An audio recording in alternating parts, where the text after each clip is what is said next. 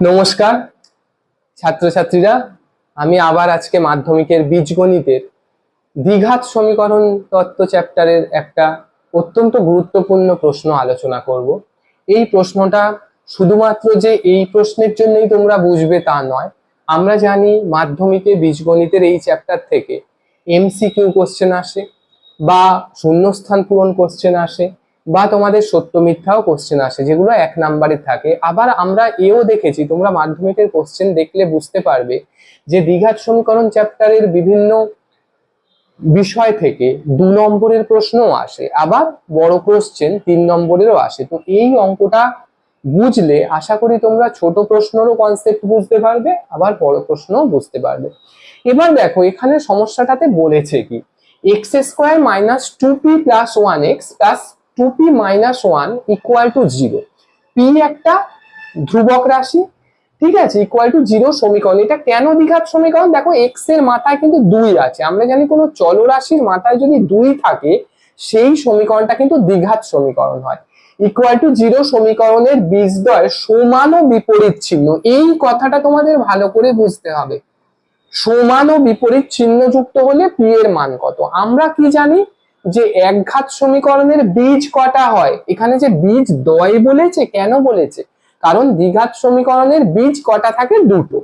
দেখো একঘাত সমীকরণের একটা বীজ থাকে। একঘাত সমীকরণ কোনগুলো আমি উদাহরণ দিয়ে দেখাচ্ছি। ধরো x plus 1 equal to 0, x এর মাথায় কিছু নেই মানে কত আছে? 1 আছে। তাহলে এর কটা বীজ হবে? একটা বীজ হবে। আবার ধরো মনে করো 2y মাইনাস 1 ইকুয়াল টু 0, এইটাও কিন্তু দ্বিঘাত নয়, একঘাত সমীকরণ। কারণ চলরাশি y, তার মাথায় কিছু নেই মানে কত আছে? 1 আছে। তাই এই ধরনের সমীকরণগুলো কিন্তু একঘাত সমীকরণ, এর একটা বীজ থাকে। কিন্তু আমরা আজকে যে প্রশ্ন নিয়ে বা তোমাদের মাধ্যমিকের যে চ্যাপ্টারটা, সেটা কিন্তু দ্বিঘাত সমীকরণ। দেখো এক্স এর মাথায় 2 আছে, আবার এক্স এর মাথায় একঘাতও আছে, কিন্তু এখানে স্টার্ট হচ্ছে কি লিডার কে। আমি অনেক সময় বলে থাকি যে সমীকরণটার মনিটর কে বা লিডার কে, এক্স এর মাথায় 2, তাহলে এটা দ্বিঘাত সমীকরণ। এবার দেখো, দেখবে যে আমি এই প্রশ্নটা মুছে দিলাম কারণ এগুলো একঘাত সমীকরণ। একটা দ্বিঘাত সমীকরণের বীজ সমান ও বিপরীত চিহ্ন, এর মানেটা কি? মনে করো দুখানা বীজ বেরিয়েছে, একটা 2 একটা 3, এরা কি পরস্পর সমান? না, সমান নয়, একটা 2 একটা 3। আবার দেখো 2 মাইনাস 3, মনে করো দ্বিঘাত সমীকরণের দুটো বীজ 2 মাইনাস 3, এরা কি পরস্পর সমান? না, সমান নয়। কিন্তু দেখো বিপরীত চিহ্ন যুক্ত, 2 এর আগে কি প্লাস, 3 এর আগে কি মাইনাস, বিপরীত চিহ্ন।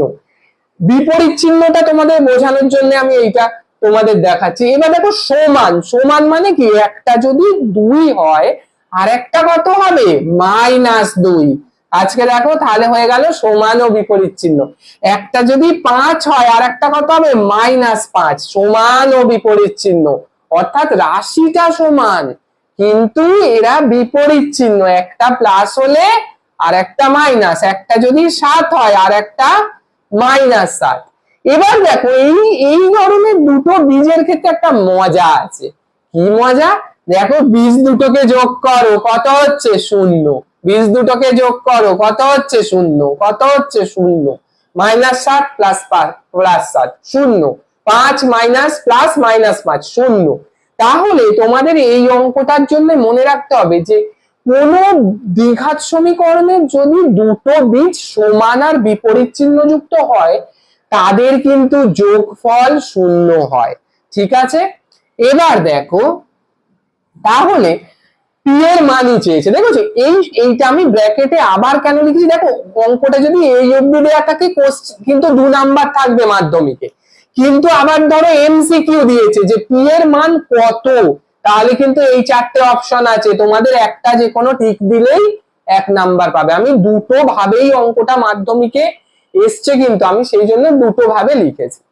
এবার দেখো ছাত্রছাত্রীরা, খুবই সোজা, একটা দ্বিঘাত সমীকরণের আদর্শ আকার কাকে বলে? তোমরা যদি যারা খাতায় নোট করছো শুধু বুঝলে হবে না, নোট করো। দ্বিঘাত সমীকরণের আদর্শ আকার কি হয়? X square plus B X plus C equal to 0। অর্থাৎ এক্স স্কোয়ারের সহগ এ, এক্স এর সহগ বি, ধ্রুবক রাশি সি। তাহলে আমাদের তুলনা করলে কি পাবো? এই অঙ্কে এখানে আমি যদি লিখি এখানে এ কত বলো, তোমরাই পারবে যারা বুঝতে চাও অঙ্কটা। এখানে আমার ভিডিওটা তোমরা পজ করে কমেন্ট করে দেখতে পারো, যে মনে মনে ভাবো খাতায় স্যার এ কত লিখবে, তারপরে তোমরা আমার সাথে মেলাবে ভিডিওটা পজ করে। আমি এখন বলে দিচ্ছি, দেখো এ এক্স স্কোয়ারের আগে কত কিছু নেই মানে এক আছে, দেখো এখানে এক আছে। বি মানে কত এখানে বলো, এক্স এর আগে যত আছে, এক্স এর আগে কি আছে minus two P plus one, চিহ্নটা কিন্তু নিতে হবে, শুধু টু পি প্লাস ওয়ান নিলে হবে না। সি কত বলো, সি কত টু পি মাইনাস ওয়ান। এই জায়গায় কোনো কারুর বুঝতে কি সমস্যা নেই আশা করি, যদি সমস্যা থাকেও কমেন্টে লিখবে যে স্যার আরেকবার বোঝাবে। তো এ দেখো ওয়ান, বি হচ্ছে minus two P plus one, C two P minus one. এবার দেখো বীজদ্বয়ের যোগফলের সূত্র কি? আমরা জানি বীজদ্বয়ের যোগফলের সূত্র বলো, বীজদ্বয়ের যোগফল, বীজদ্বয়ের যোগফল কত হবে? বীজদ্বয়ের যোগফলের সূত্র মাইনাস বি বাই এ হয়। বীজদ্বয়ের যোগফলের সূত্র, এটা কিন্তু সূত্র, এটা একদম সূত্র, এটা মুখস্থ রাখতেই হবে, মাইনাস বি বাই এ। তাহলে এই অঙ্কের ক্ষেত্রে মাইনাস বি বাই এ কত? এখানে minus A by B A কত লিখবো? দেখো minus B by A, B কত আমাকে বলো, minus two P plus one, minus two P plus one. দেখো সুন্দর করে এ কত ওয়ান। দেখো এই জায়গায় কোনো আপত্তি নেই কিনা? আপত্তি নেই আশা করি। দেখো বি এর মান লিখেছি, মাইনাস তো সূত্রের জন্য আছেই, আবার বি এ মাইনাস আছে, তাহলে দুটো মাইনাসে প্লাস হয়ে যাবে। তাহলে কত হচ্ছে টু পি প্লাস ওয়ান, আবার নিচে ওয়ান। আচ্ছা নিচে ওয়ান, ওয়ান কে কোনো কিছুকে যদি ওয়ান দিয়ে ভাগ করি তাহলে তো সেটাই হয়। তাহলে আমি কি লিখবো এখানে টু পি প্লাস ওয়ান। এবার কি বললাম, সমান ও বিপরীত চিহ্নযুক্ত হলে কি হয়? দুটো জিনিসের যোগফল হয় শূন্য, দুই মাইনাস দুই যোগ করলে শূন্য, সাত মাইনাস সাত শূন্য, এর আগেই আমি দেখিয়েছি বোর্ডে। তাহলে এখানে সমান ও বিপরীত চিহ্নযুক্ত হলে কি হবে? সমান ও বিপরীত চিহ্নযুক্ত হলে বীজদ্বয়ের যোগফল শূন্য হয়। তাহলে শর্তানুসারে, কেন এটা লিখছি আমি, শর্তানুসারে বীজদ্বয়ের যোগফল শূন্য। যোগফল কত? Two P plus one equal to শূন্য, কারণ যোগফল শূন্য হয়।